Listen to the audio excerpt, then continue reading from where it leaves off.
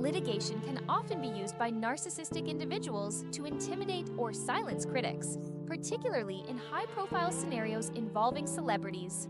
In Blake Lively's case, this tactic is being employed in what appears to be a calculated legal maneuver to target not only attorneys involved with Justin Baldoni, but also prominent content creators. This behavior emerged after Baldoni's lawsuit was dismissed, prompting scrutiny toward the Vanzan Inc versus Doe defendants case, filed in New York on September 27, 2024.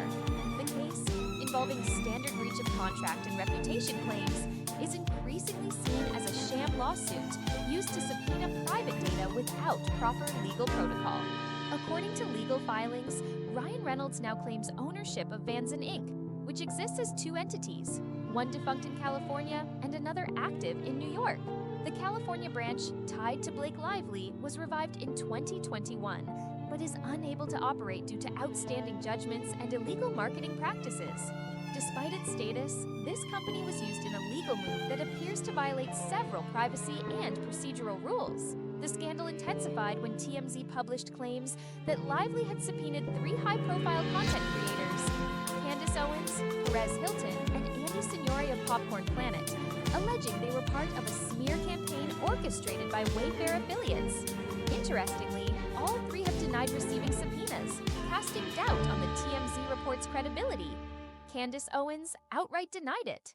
Perez Hilton, via video, confirmed he had not been served and questioned the validity of the entire story. Andy Signore has also not acknowledged any subpoena.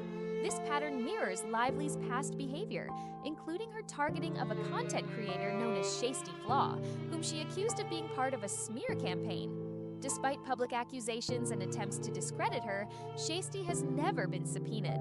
This reflects a consistent strategy from Lively's team: tarnish reputations in the public eye without legal follow-through. From a legal standpoint, subpoenas must meet certain standards, including allowing the targeted party to object.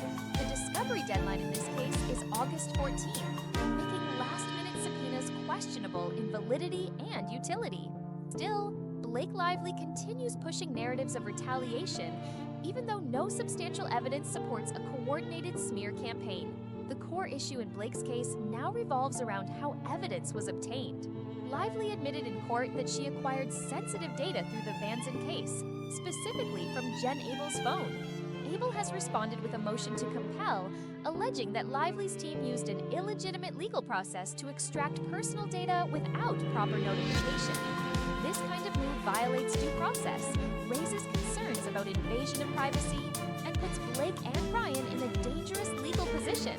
Judges already rejected prior attempts by Lively to obtain telecom data for being too invasive, and yet the Vanzan subpoena appears to go even further. The data's chain of custody is now under scrutiny. Discovery documents cannot be freely shared across legal cases without specific authorization. Yet it seems Vanzan Inc had passed data directly to Blake without the necessary subpoenas or court orders. This has created a significant problem. How can the evidence be authenticated if the process used to obtain it was compromised? Moreover, if Blake and Ryan utilized this sham lawsuit as a vehicle to gather data and then quietly closed the case to avoid scrutiny, it could be seen as abuse of process. The implications of that are serious, ranging from civil liability to criminal charges for violating privacy laws under federal statutes like the Stored Communications Act and Wiretap Act. There's also evidence suggesting that metadata is missing, making authentication of digital evidence even more questionable. If the court finds the data collection process invalid, the entire case could collapse. Blake's urgency to involve and discredit content creators may stem from her recognition that the original evidence won't hold up in court. She needs another angle, another narrative to pin her case on. Thus, the effort to portray independent journalists and podcasters as biased or secretly funded. Legal experts believe Blake's strategy is thin. For example, if Stephanie Jones truly owned the phone in question, there would be no need for a subpoena, yet one was issued. That, combined with contractual confidentiality clauses, indicates Stephanie had no legal right to hand over private communications without judicial oversight. Compounding the issue is that Blake and Ryan appear to be conflating personal, professional, and legal interests to cloud the facts. The documents and data from the Vanzan case were transferred to Lively in what looks like a back-channel operation. Without proper subpoenas, this may constitute discovery misconduct and opens the door for motions to suppress evidence, protective orders, and potential civil lawsuits. Several attorneys have voiced the need for Wayfair to appeal the dismissal of their case, which was done with prejudice, effectively barring future litigation. These experts argue that Wayfair was denied access to discovery that would have uncovered misconduct, and that the dismissal occurred before key facts were revealed. Even more disturbing is Lively's attempt to subpoena the law firm representing Baldoni and others, namely LFTC, led by Brian Friedman.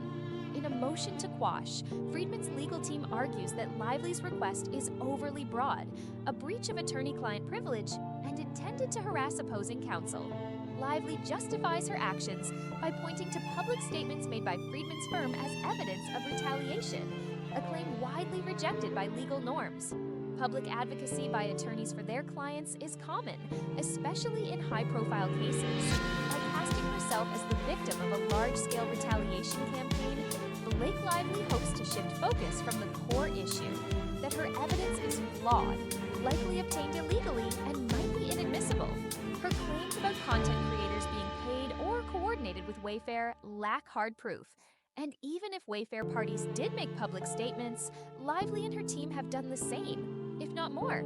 Notably, the individuals she accuses, Justin Baldoni, Melissa Nathan, Steve Sarowitz, Jamie Heath, and Jed Wallace, have made no public statements since Lively filed her initial CRD complaint.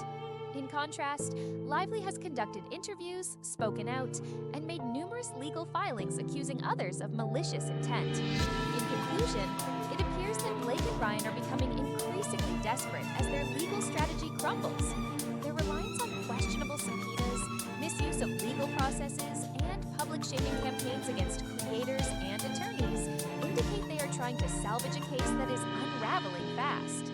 If courts determine that evidence was improperly obtained, they could face sanctions, exclusion of evidence, and even civil or criminal penalties for violating discovery protocols and privacy rights.